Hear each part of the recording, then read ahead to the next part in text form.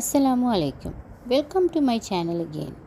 இன்றைக்கி நான் உங்களுக்கு செஞ்சு காட்ட போகிறது தேங்காய் பால் ரைஸ் எப்படி செய்கிறேன்னு. இதுக்கு நான் ரைஸ் கீரி சம்பா 750 கிராம்ஸ் எடுத்துக்கிறேன்.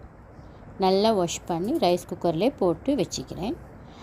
நெக்ஸ்ட் இதுக்கு தேவை தேங்காய் பால் பவுடர். உங்களுக்கு தேங்காய் பால் துருவி எடுத்துக்கொள்ளும் ஓகே. தேங்காய் பால் பவுடர் ஒரு 3.5 ஸ்பூன் மட்டும் எடுத்துக்கோங்க. உங்களுக்கு தேவையான மாதிரி. ஆனால் மிச்சம் திக்காக மில்க் ஊற்றினா ரைஸ் தெவட்டி போகும். அதனால் ஒரு அளவை எடுத்துக்கோங்க. அதுக்கு நான் ஹாட் வாட்டரில் தான் இதை மிக்ஸ் பண்ணணும். ஏன்னா கூல் வாட்டரில் மிக்ஸ் பண்ணோம்னா கட்டியாகிடும். ஸோ அதனால் ஹாட் வாட்டரில் நல்லா கட்டி இல்லாத மாதிரி நல்லா மிக்ஸ் பண்ணிக்கொள்ளணும். இப்போ மிக்ஸ் பண்ணிவிட்டு நாங்கள் இதை ரைஸில் ஆட் பண்ணணும். ஆட் பண்ணி அதே பவுலில் ஒரு 3-4 கப் மட்டுக்கு வாட்டர் ஆட் பண்ணிக்கொள்வோம். ஆட் பண்ணி இப்போ எல்லாத்துக்குமே இப்படி தான் நான் அளவு பார்க்குறேன். இந்த கையை போட்டு கையில் 2வது புருக்கு மட்டும் தண்ணியோ பாலோ அளவிந்தால் எவ்வளோ பெரிய சோத்து பானைக்கும் ஓகே.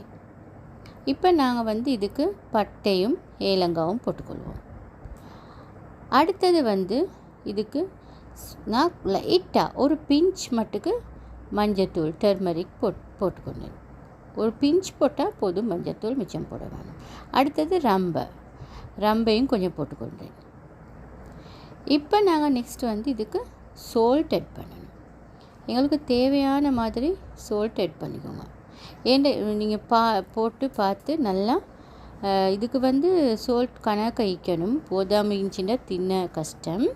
ஸோ நீங்கள் நல்லா கலந்து விட்டுட்டு அதுக்கப்புறம் சோல்ட் எப்படி இருக்குன்னு பாருங்கள். பார்த்து சோல்ட் கொஞ்சம் போட்டுக்கோங்க. இப்போ எனக்கு சோல்ட் போதாதமாயிடுச்சு. நான் இன்னொரு ஸ்பூன் சால்ட் இதுக்கு நான் ஆட் பண்ணிக்கொண்டேன். ஸோ நாங்கள் இப்போ இதை ரைஸ் குக்கரில் வச்சு சுவிட்ச் ஆன் பண்ணிக்கொள்வோம். இப்போ ரைஸ் குக்கரில் ப்ளேஸ் பண்ணிவிட்டு நான் சுவிட்ச் ஆன் பண்ணிட்டேன். ஸோ இதில் பாட்டுக்கு வேவும். இன்றைக்கி நான் இதுக்கு கரைஸ் டாலும் சிக்கனும் கேப்சிகமும் தான் செஞ்சுக்கிறேன். இன்றைக்கி ஏர்லியாகவே நான் குக் பண்ணிட்டேன். நீங்கள் இன்றைக்கி என்ன குக் பண்ணினீங்க? ஏர்லியாக குக் பண்ணினீங்களா? என்ன குக் பண்ணிங்கன்னு எனக்கு சொல்லுங்கள் ஃப்ரெண்ட்ஸ். இப்போ இந்த ரைஸ் நல்லா வெந்துருச்சு பாருங்கள்.